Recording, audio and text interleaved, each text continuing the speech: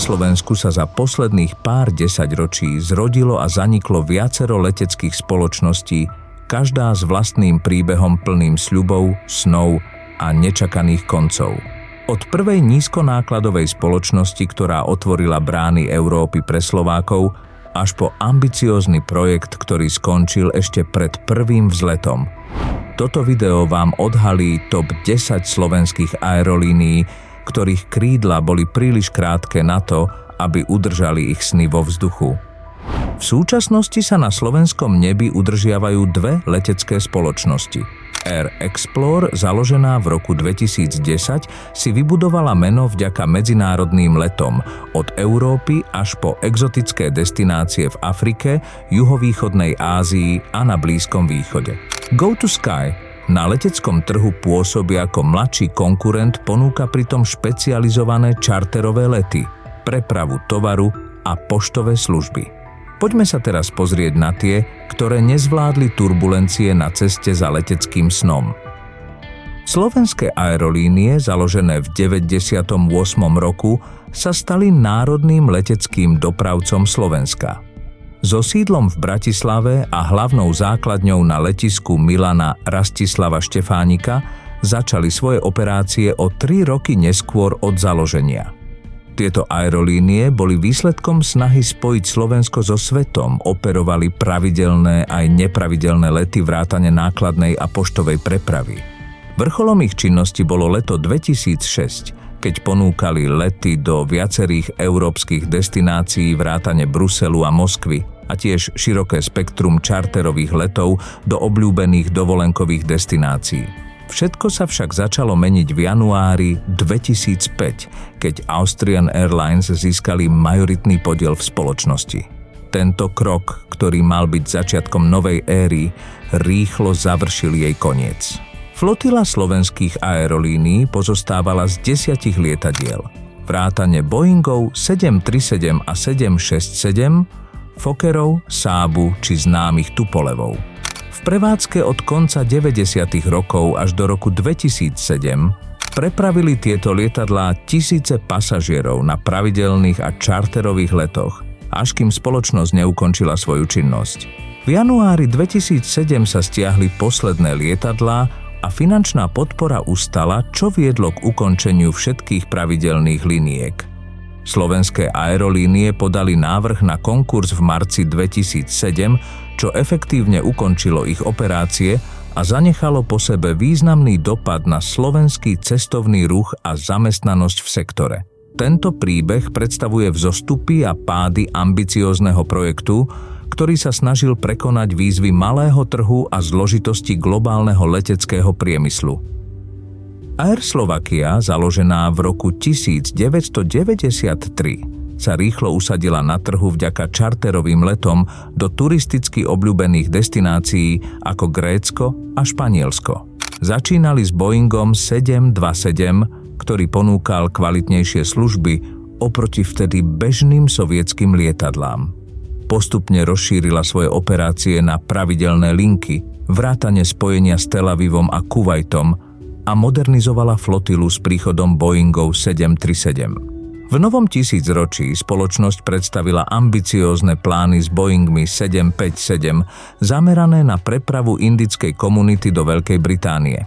Avšak po akvizícii indickým podnikateľom a sérii manažérskych chýb, vrátane zanedbania údržby a meškaní letov, začala Air Slovakia strácať svoje pozície na trhu. Spoločnosť, ktorá sa kedysi týčila ako jeden z pilierov slovenského letectva, zažila svoj definitívny zánik po kolapse Sky Europe, čo následne viedlo k jej likvidácii v roku 2010 a ukončeniu jej pôsobenia na trhu. Do tohto listu jednoznačne patrí aj spomínaná aerolinka Sky Europe, no o nej som vytvoril samostatné video, ktoré si môžete pozrieť na kanáli. Danube Wings so sídlom v Bratislave a flotilou 4 ATR-72 si vybudovala reputáciu vďaka pravidelným a čarterovým letom, ktoré spojili Slovensko s dôležitými domácimi aj medzinárodnými destináciami. Táto spoločnosť, známa ako oficiálny prepravca slovenskej hokejovej reprezentácie, poskytovala spojenia medzi Bratislavou a Košicami a tiež medzinárodné lety do miest ako Viedeň, Nice či Barcelona.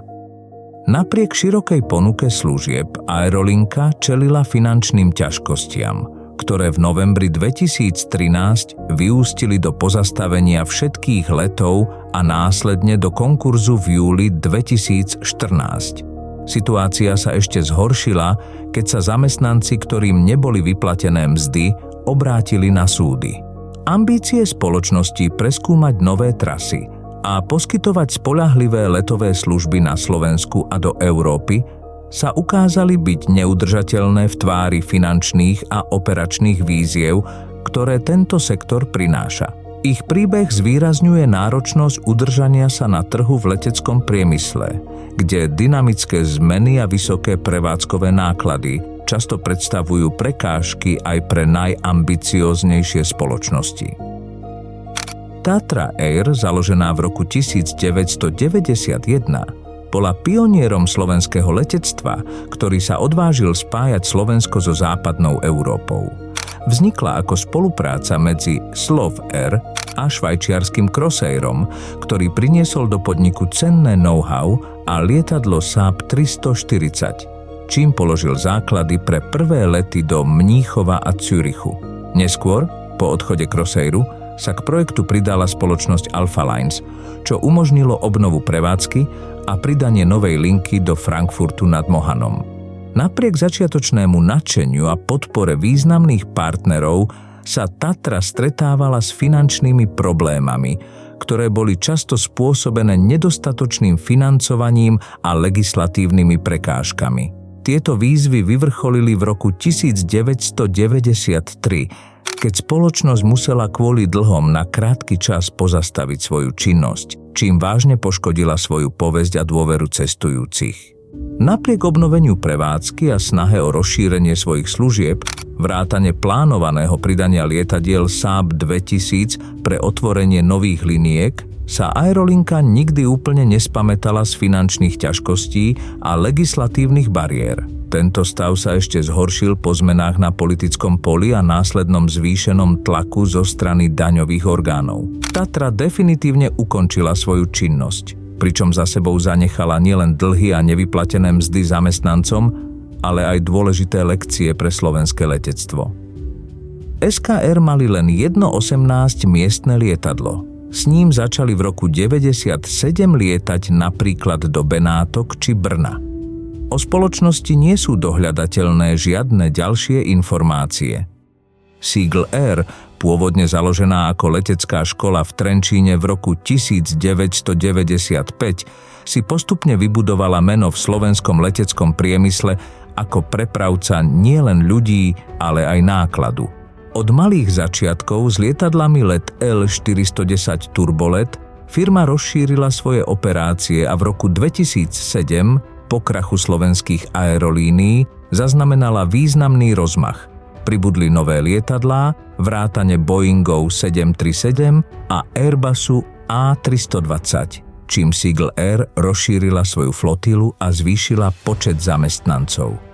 Napriek ambicióznemu rozvoju a expanzii spoločnosť čelila finančným problémom, ktoré v októbri 2009 vyústili do pozastavenia všetkých letov a následného ukončenia činnosti.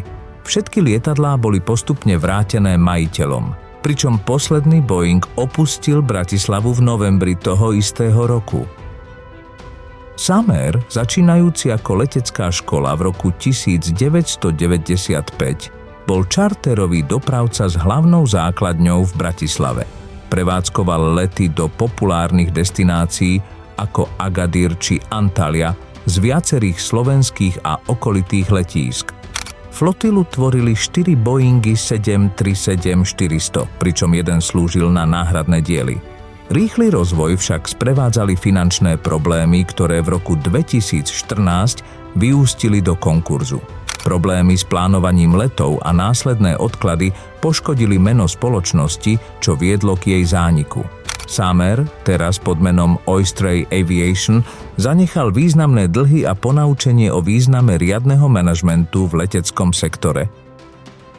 Quick Duck, Založená v roku 2014 bola slovenská letecká spoločnosť s ambíciou špecializovať sa na prenájom lietadiel pre zahraničné aerolínie.